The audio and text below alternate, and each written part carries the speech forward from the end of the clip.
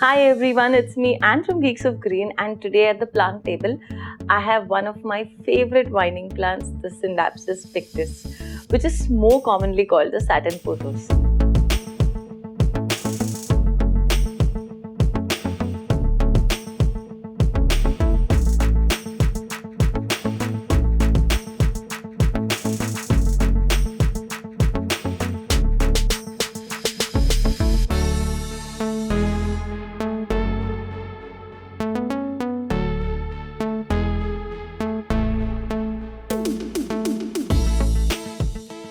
I would rate some variants in this family of plants as among the very hardy plants.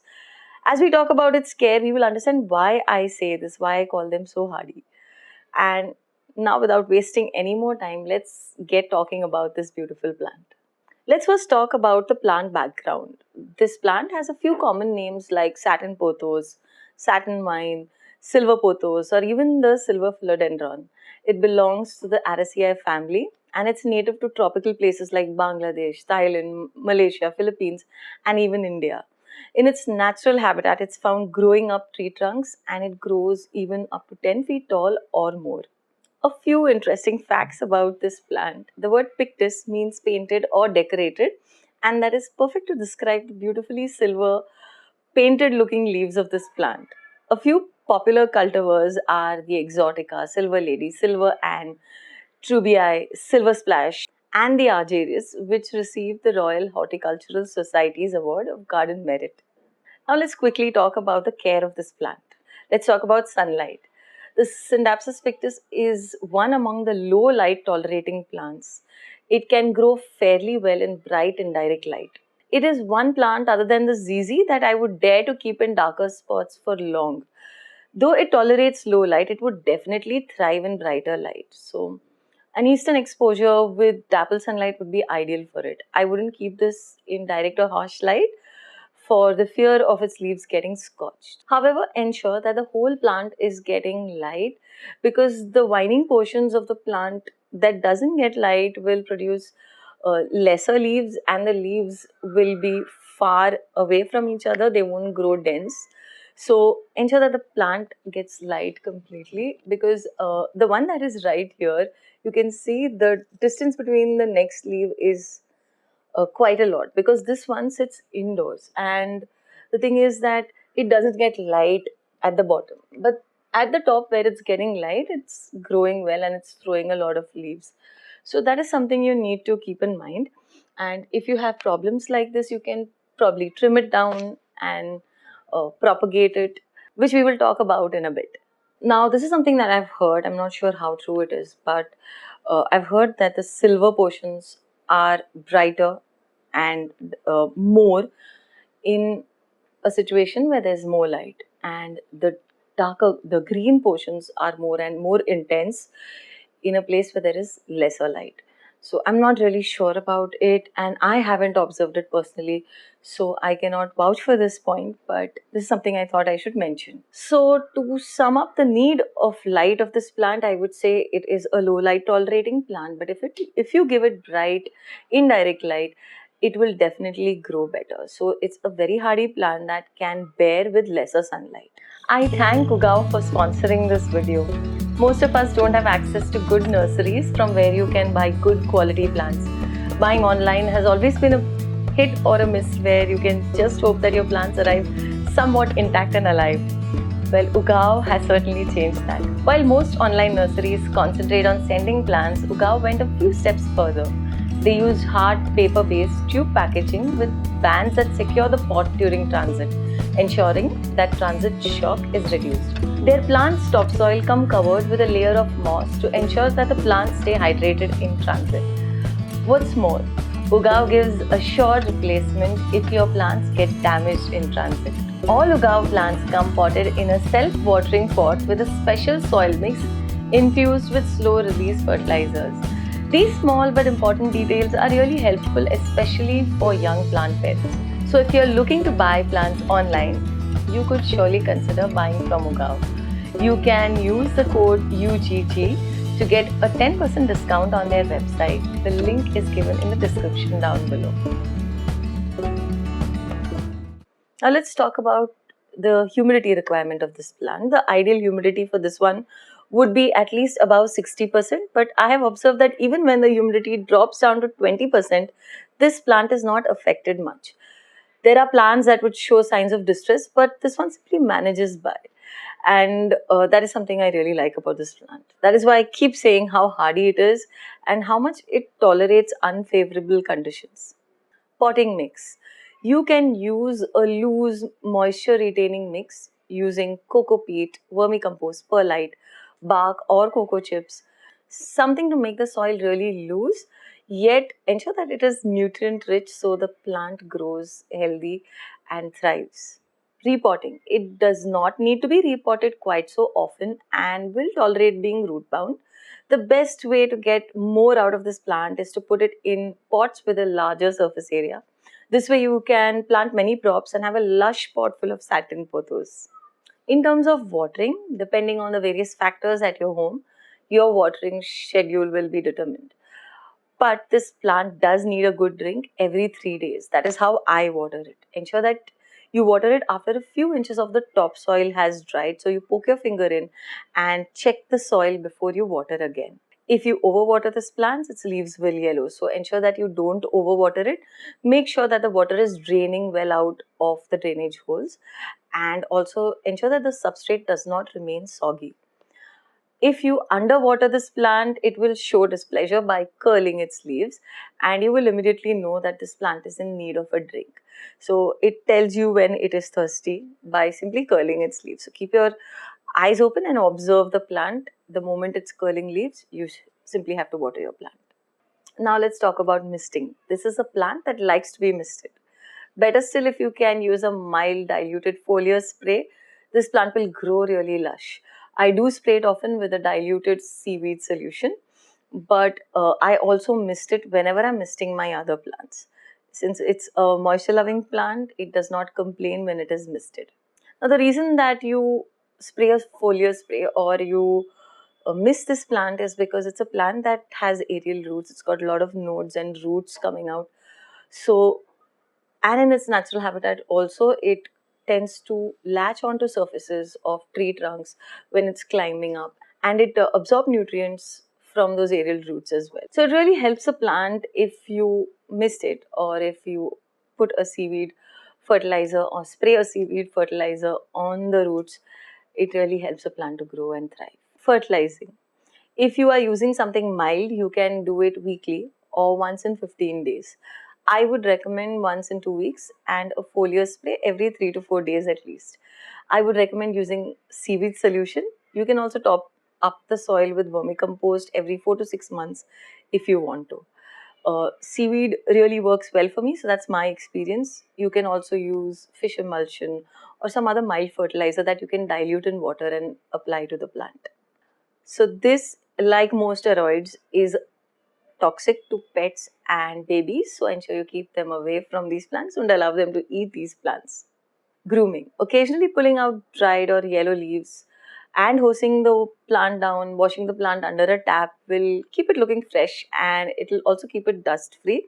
Especially when you're keeping these plants indoors, there's a lot of dust collecting on the leaves. So you need to at least once a week wash them under the tap. That is what I do to keep them dust free. And otherwise, they're in no need of any grooming because the leaves are such that you don't see water spots on them and you don't see any form of need to be groomed.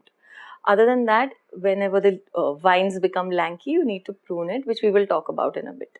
So let's talk about pruning and propagation. Trimming long lanky vines is needed, and all those trimmings can be propagated. You can very easily multiply your Scindapsus plant. This is what I did some time back. Now, this is my main plant, and this is only props. Okay, you can see how full the plant is, this pot is, because I just simply took many small cuttings from this plant and I put it in this. I immediately had another big pot full of Scindapsus pictus. Like I said earlier, the surface area of the pot is wide, so I could put many props inside. And I also had many cuttings in water bottles and in soil. This is one of the most easy to propagate plants. If you buy one Scindapsus plant, according to my experience, you can multiply them very easily. You can gift them to your loved ones and you can distribute them or sell them if you want. But yeah, this plant is a giving plant and it grows happily and it's very, very easy to propagate. Now, if you want to propagate them in water, it's fine, it propagates well. And even the transition from water to soil is quite better than most plants that I've seen. Also, if you want to propagate it in soil, that's fine as well, because this plant is extremely easy to propagate. So you can just cut out that extra step of putting it in water, unless you want to put it in water for decorative purposes. But you can directly go into soil propagation. Another method that I felt was really effective was putting them in sphagnum moss, because sphagnum moss holds water and is moist for longer. The plant propagates very easily in that as well. So I have some sphagnum moss propagations also. And just ensure that your moss or your soil is wet and moist so that the plant survives. As you can see here, I have placed some of my Scindapsus plants here. Not all of them. I have a couple of more here and there. So this one, this one, this one, this one are all propagations from this plant or another silver lady that I have. If we have to talk about temperature, like most aroids and most plants, tropical plants, the Scindapsus also will tolerate temperatures from 16 degrees to 29 degrees. But I have noticed in this plant, it can even tolerate temperatures that are higher, well in the 30s. Also, if it goes a little below 16 degrees as well. Like all plants, under perfect conditions, it's a fast grower. And in no time, you can have big plants. But I will say not all varieties grow the same. The Trubii grows much slower in my experience. No matter what I do for it, it is such a slow grower. These plants will definitely grow better on moss poles rather than in hanging baskets, because in their natural habitat, they climb up tree trunks. That is how they grow, using their aerial roots. So if you put them on a moss pole, I'm sure they will do better. I personally don't have even a single Scindapsus on a moss pole, but now that I'm saying it, I'm definitely going to try it out and see if I can grow a healthier Scindapsus with bigger leaves, and that is a little happier than the ones that are in my hanging baskets. So when you start keeping this plant, you will understand that some of them grow better, some of them don't. Some that are kept in darker conditions or that are not getting enough nutrients won't grow like the ones that are getting everything that they want. So everything that you experience is based on the factors in your house and on the care that you are giving your plant. Some varieties have really large leaves, as you can see this one. The leaves are really big on this one. I think this is the Exotica, or it could be the Silver Splash. I don't think it's a Silver Splash, but most likely the Exotica, or maybe it's an unknown cultivar that I don't have the name of, because they're so similar. It's very difficult to identify unless they have very distinct features like the Trubii. You know it's the Trubii, or the Argyrius is the Argyrius, because they look so very different. But some of them look pretty similar, so it's very difficult to really pinpoint and say which cultivar or which variant each one is. But at the end of the video, I'll try to do my best in naming the variants that I have. If you have any opinions about that, do share it in the comments also. I would like to hear what you have to say as well. In terms of problems, I personally have never had any problems with this plant. I have not seen pests on them, nor I have seen any fungal or any bacterial infections. It's just a plant that has not given me any problem. This is one plant that I haven't killed as of yet. Not a single Scindapsus has died in my care. So I would definitely rate this plant top of my list because it's not given me any trouble. Now, I'll tell you my experience with mealybugs. If there are plants close to it in its vicinity that have a mealybug infestation, sometimes some of them pick up an infestation. But I have seen that they fight back very well. I have never lost a Scindapsus, like I told you, to any infestation.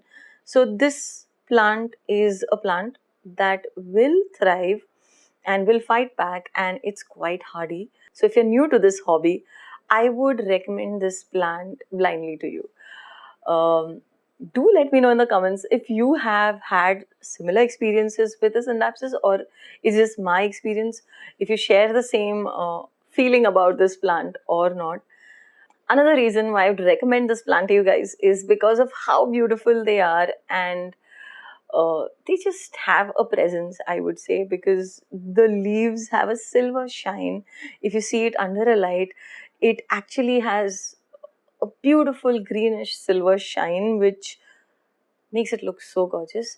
And the great part is you have so many different cultivars to choose from.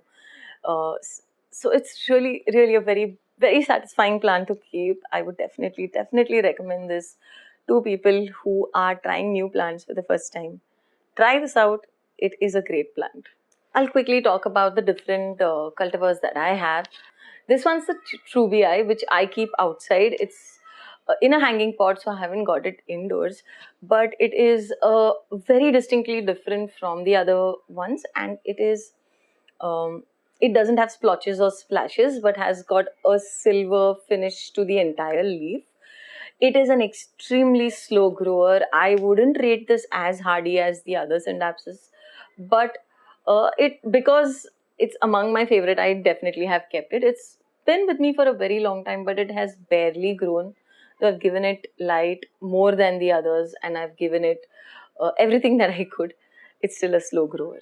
Now, this next one is among one of my favorites. It is the Silver Lady, and you can see how beautiful the silver leaves are. This is a propagation from the main plant which hangs outside. I cannot move that plant because it's vining everywhere. The vines have gone so long, I have lost track of the vines, and I know I have to cut and put some props on the top so that the plant becomes fuller, but I haven't been getting to do that. So I need to do that. That reminds me, when I'm telling you guys, I'm remembering all these things. But yeah, it's a plant that's growing happily, so I have kind of left it. You can see how beautiful and neat the leaves look. They're compact, they're not as big, but this is just a small cutting that I grew, and it's growing so well. Now, this other one that I have, this is the mother plant. It's right on top. It has given me many props. Like, it's given me a bucket full of this, and it's given me this, and it's given me this one as well. And I have some more in water and in sphagnum moss over there also. I will show you footage of everything. Now, this one I think is the Exotica, but I'm still not sure. So it could be an unknown variant also. Anyway, this, whatever it is a beautiful one, and it is extremely fast growing compared to the other Scindapsus that I have. And I do see it in local nurseries also, very easy to find as well. So these are a few that I have. This one is the Argyrius, which I got very recently. I didn't have this one. You can see that it's got a silver border to the leaf. Even others do have that, but this is more prominent. And the leaves are darker, they're more compact, and they have a typical shape. So you will know it's an Argyrius. This plant is still adjusting to my house, and I wouldn't say that it has acclimatized and it is doing well. It's new, it has come recently, and it's still adjusting. So I don't have too much of an opinion on this one as of now, but I can definitely talk about the Silver Lady and this Exotica, if it is the Exotica, that they are really hardy. Now this one over here, I got it like this itself. It had its big leaves which attracted me, and I said I need to buy this one.